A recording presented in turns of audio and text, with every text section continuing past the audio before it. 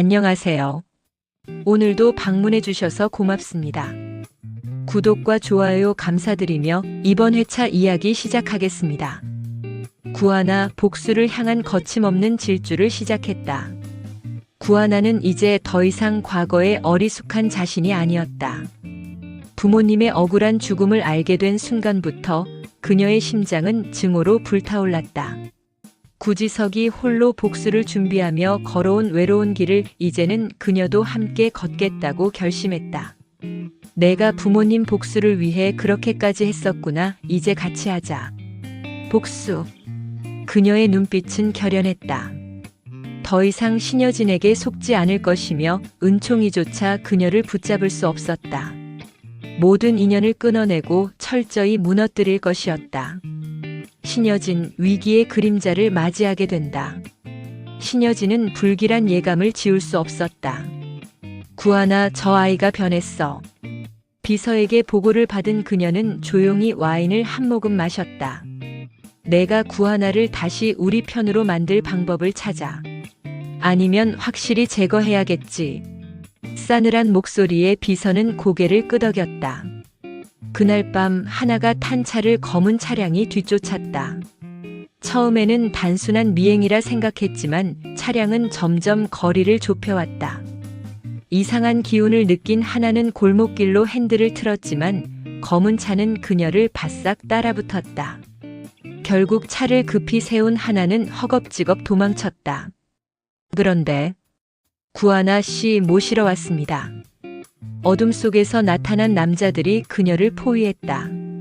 하나는 핸드폰을 꺼내려 했지만 한 남자가 그녀의 손목을 낚아챘다. 그 순간 어둠 속에서 나타난 또 다른 그림자. 구지석이었다. 지석은 남자의 팔을 단숨에 비틀어 버렸다.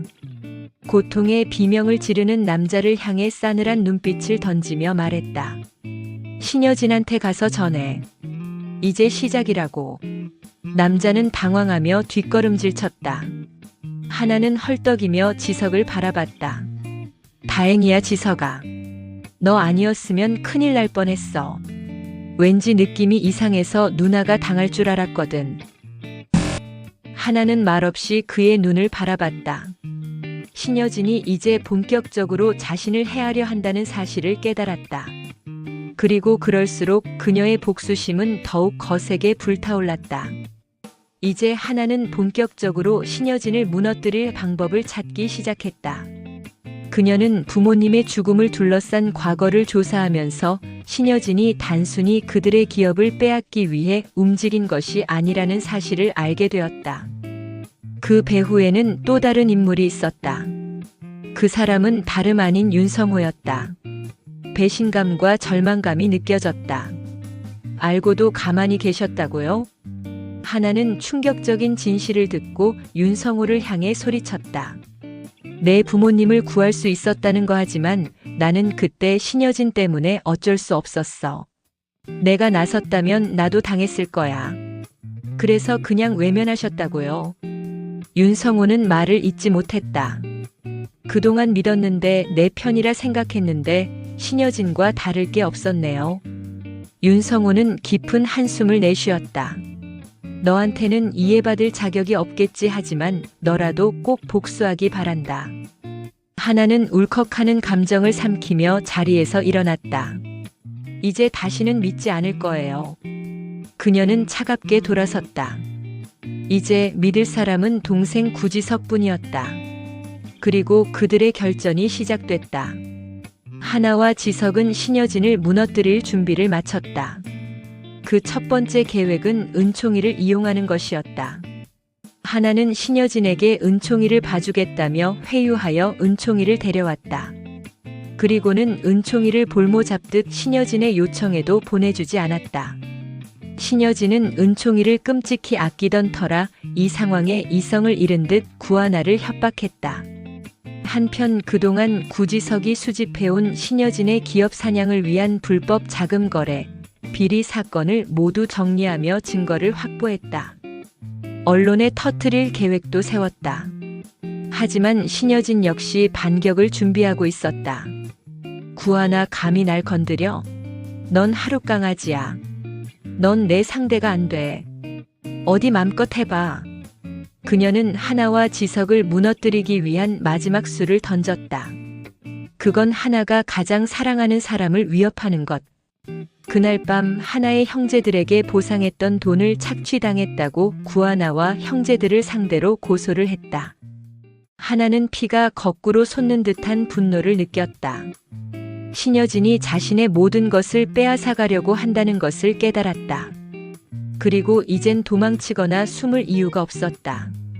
그녀는 단숨에 신여진이 있는 저택으로 향했다. 신여진, 이 싸움 끝내러 왔어요. 신여진은 여유로운 미소를 지었다. 내가 나한테 이길 수 있다고 생각해?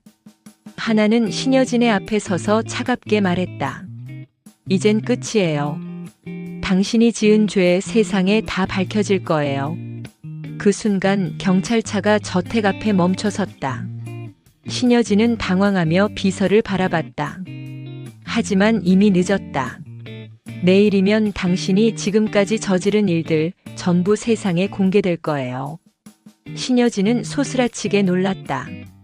이게 어떻게? 당신이 가장 소중히 여겼던 것들, 그 모든 걸 빼앗아 줄게요. 경찰이 신여진을 향해 다가왔다. 신여진 씨, 체포영장입니다. 신여진은 마지막까지 발악했지만 모든 것은 끝난 상태였다. 그녀가 경찰에 끌려가는 모습을 지켜보던 하나는 조용히 눈을 감았다. 이제 다 끝났어. 그녀의 복수는 끝났지만 앞으로 나아갈 길은 이제 시작이었다. 과거의 구하나는 사라졌어. 나는 이제 새로운 길을 걸어갈 거야. 그녀는 그렇게 자신의 운명을 스스로 개척하기 위해 나아갔다. 그런 와중에도 은총이에 대한 마음은 늘 가슴 한구석을 베인 듯 아프게 했다.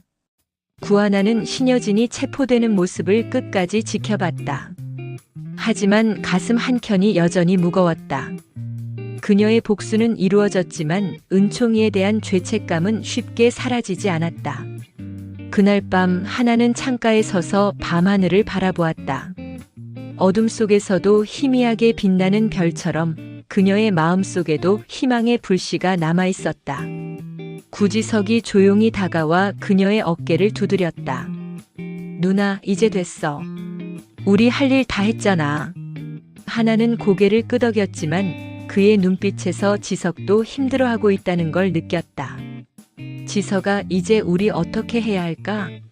지석은 한숨을 내쉬었다. 앞으로는 우리가 어떻게 살아갈지 고민해야지. 누나, 난 이제 복수 말고 우리를 위해 살고 싶어. 하나는 그의 말에 깊이 공감했다. 그녀도 이제 과거에서 벗어나야 했다. 그 순간 하나의 핸드폰이 울렸다. 발신자는 은총이었다. 망설임 끝에 전화를 받았다. 하나 이모. 은총아. 은총의 목소리는 불안과 슬픔으로 가득 차 있었다. 할머니가 잡혀갔어. 무서워. 하나는 아무 말도 할 수 없었다. 그녀의 복수가 신여진을 무너뜨렸지만 은총이를 상처 입혔다는 사실이 가슴을 저몄다. 은총아, 너 혼자야? 응. 순간 하나는 결심했다. 은총아, 이모가 갈게. 내 곁에 있어줄게. 지석이 놀란 눈으로 그녀를 바라봤다. 누나, 그 애는 신여진의 피부치야. 왜 누나가 신경 써? 하지만 하나는 단호했다. 신여진은 내 적이었지만 은총이는 아니야. 그 애는 아무 죄도 없어. 지석은 어쩔 수 없이 그녀의 결정을 받아들이듯 고개를 끄덕였다. 하나는 곧장 은총이를 데리러 갔다. 홀로 남겨진 은총은 눈물을 닦으며 하나를 바라보았다. 이모, 정말 이제 이모랑 살 수 있는 거야? 하나는 은총이를 따뜻하게 안아주며 말했다. 그래, 걱정 마, 이제 이모가 항상 옆에 있을 거야. 그녀의 마음 한구석이 조금은 가벼워지는 순간이었다. 그렇게 그녀의 새로운 삶이 시작되려 하고 있었다. 이상으로 이번 회차 예상 스토리를 마치겠습니다. 다음 회차도 구독과 좋아요, 시청 부탁드립니다. 다시 한번 진심으로 감사드립니다.